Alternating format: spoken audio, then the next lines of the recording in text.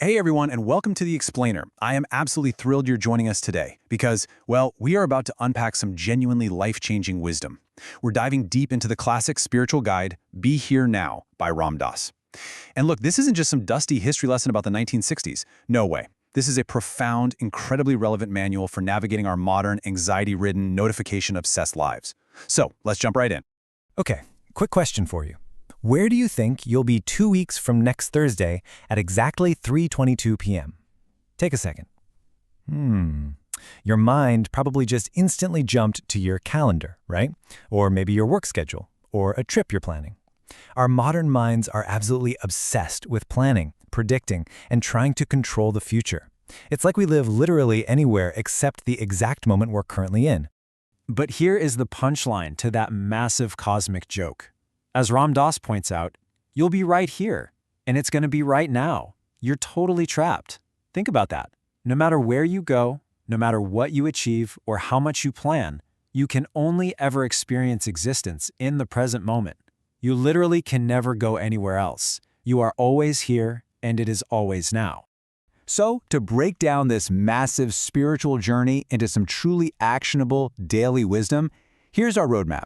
We're going to cover 1. The trap of success. 2. The search for meaning. 3. The eternal present. 4. Ego and attachment.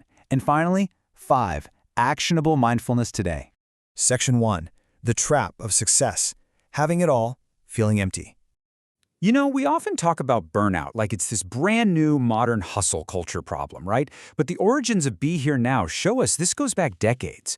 Before he became the spiritual teacher Ram Dass, he was Dr. Richard Alpert. And let me tell you, this guy was the ultimate player of the success game. He was a tenured professor at Harvard. He had the Mercedes-Benz, a Cessna airplane, a sailboat, a fancy apartment full of antiques. On paper, he was living the absolute American dream. He was a massive achiever. But internally, he actually described himself as an upwardly mobile, anxiety-ridden neurotic.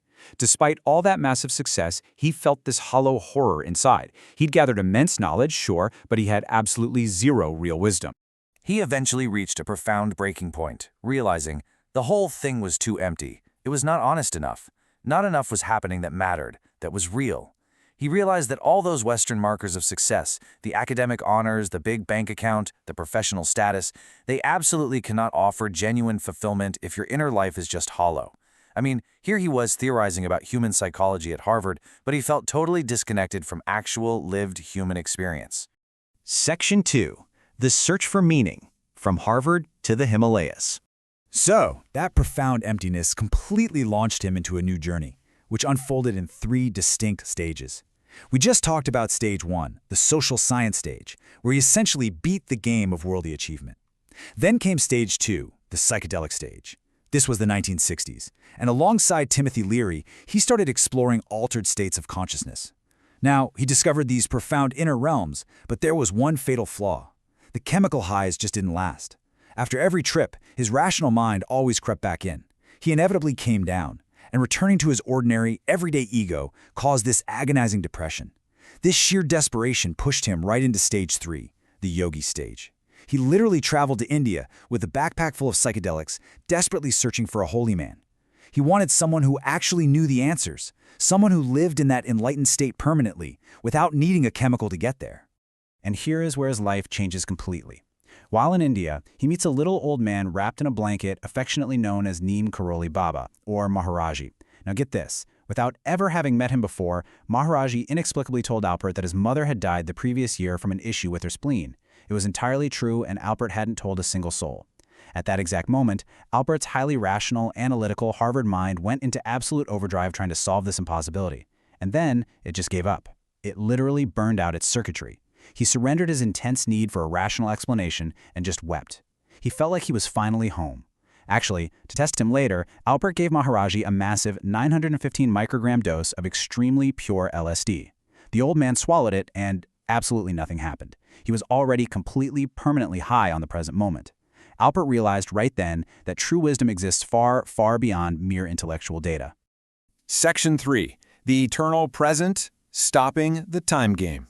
This right here is the exact moment Alpert transitions into Ram Dass, all through a radical disruption of how we view time. While traveling with a young American yogi named Bhagavan Das, Albert kept trying to talk about his fascinating past back at Harvard or his grand plans for the future, and Bhagavan Das would just completely shut it down with this one profound directive: don't think about the past, just be here now. Don't think about the future, just be here now. Think about how devastatingly simple yet incredibly difficult that is. This completely wiped out Albert's whole social identity. Our identities are almost entirely propped up by our past stories and our future anxieties, right? If you drop the past and you drop the future, well, who are you right now? The absolute core epiphany of the book is this. Early in the journey, you wonder how long it will take.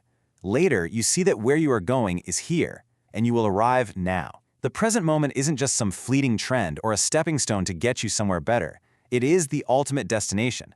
Mindfulness isn't a productivity hack to make you better tomorrow. It is the sole place where genuine transformation happens, right this very second. Arriving in this present moment is literally like going Om. Spelled O-M, the sacred sound, which, if you say it out loud, sounds exactly like going home. It's a complete return to the roots of the self. Behind all your job titles, the stress, the endless emails, and the burnout, there is a place of profound inner peace that is completely independent of your social identity. It's like stepping off that exhausting treadmill of linear time and just resting on the front porch of your true nature. Section 4. Ego and Attachment. The Rational Mind's Prison. Now you might be wondering, why is it so incredibly hard to just stay in the present? Well, we have to talk about the ego. And in this context, the ego isn't just about arrogance or being full of yourself. Think of the rational mind as this internal scanning device. It constantly functions by separating the subject from the object, the knower from the known. It constantly categorizes everything: good, bad, me, them, success, failure. Now, this rational mind is a truly wonderful tool for survival and getting things done. But if you let it run your whole life, it creates the illusion of separateness. It traps you in social rules. You start genuinely believing you are your job or you are your anxiety. There is a massive, massive difference between the trap and the truth here. The trap is attachment. That's when we're caught up in those social roles, obsessed with the past or the future, and trapped in this state of constant doing. We suffer because we cling to how we think things should be. The truth, however, is witnessing, or being. This means living unattached. It means being centered in mindfulness and finding unity in the eternal present. You basically switch from being a human doing to a human being. Suffering comes from clinging to that rational mind. Freedom comes from just witnessing the mind, without getting swept away by its endless distractions. And there is a huge misconception we need to clear up right now. Being enlightened or mindful doesn't mean you have to quit your job, abandon your family, and go stare at a wall in a Himalayan cave. As Ram Dass says, you do your thing. Live your life in the world. The water goes on down the stream. You top the wood and carry the water. But you are not attached. See, you still answer emails, you still pay rent, you still fully participate in life. The real game changer is that you do it without desperately clinging to the outcomes or letting those actions define your fundamental worth as a person. Section 5.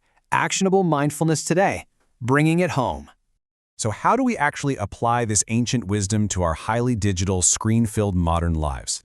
Well, the root of it is simply this. All we're dealing with is the problem that the human mind clings. That's the whole shebang right there. Your mind naturally wants to attach to thoughts. It wants to grab onto a worry about tomorrow or a regret from yesterday and just hold on for dear life. And every single time it clings to a thought, it pulls you away from the fullness and reality of this exact second. Ram Dass suggests this deeply practical method called the practice of remembering, specifically drawing on Vipassana techniques. Step 1. Notice the clinging mind. Just become consciously aware that you are lost in a thought. Step 2. Note it. Mentally acknowledge, okay, I am thinking about the future right now. And step 3, extricate yourself by returning to your breath. The breath is the ultimate, always available tool. Why? Because you literally cannot breathe in the past and you cannot breathe in the future. You can only breathe right now. It is the perfect anchor to pull you back into reality. Whenever you forget, you just gently remember and come back to the breath. And listen, you don't just do this on a fancy meditation cushion. Everyday life is the actual arena for your spiritual practice. Wash the dishes with complete, total awareness of the warm water and the soap on your hands. Eat your meals and actually taste them, rather than mindlessly scrolling on your phone. Speak with your friends and truly listen to them, instead of just planning what you're going to say next. Recognize your roles, like being a parent, a worker, a friend, but don't be entirely trapped by them. And above all else, simply be kind, loving, and compassionate. Liberating insight is woven right into these exact ordinary actions. There's this brilliant insight from Raghu Marcus, who studied with Ram Dass for years, and it sums up the end goal beautifully. That's the biggest thing around Be Here Now. You stop thinking about yourself. Think about what a relief that is. When we drop the ego and that endless, exhausting anxiety about me, how I look, what I'm achieving, what people think of me, we can finally relax. And when we truly relax, we can actually be of real use to the people around us. Even in his later years, after suffering a severe stroke that left him paralyzed and struggling to speak, Ram Dass's practice remained exactly the same. Facing the very end of his life, he would look out at the ocean and see it as this vast symbol of infinite love. He realized that whether you are preparing to live or preparing to die, the absolute best way to do either is to quiet your mind, open your heart, and float in the infinite ocean of the present moment. The eternal now is always right there, waiting for you. So, I want to leave you with a direct challenge right now. Are you truly listening to this explainer, or are you just kind of fascinated by your own thoughts? Are you already thinking about what you're going to do the second this ends? Take a deep breath with me. Drop the past, drop the future. Are you here, now,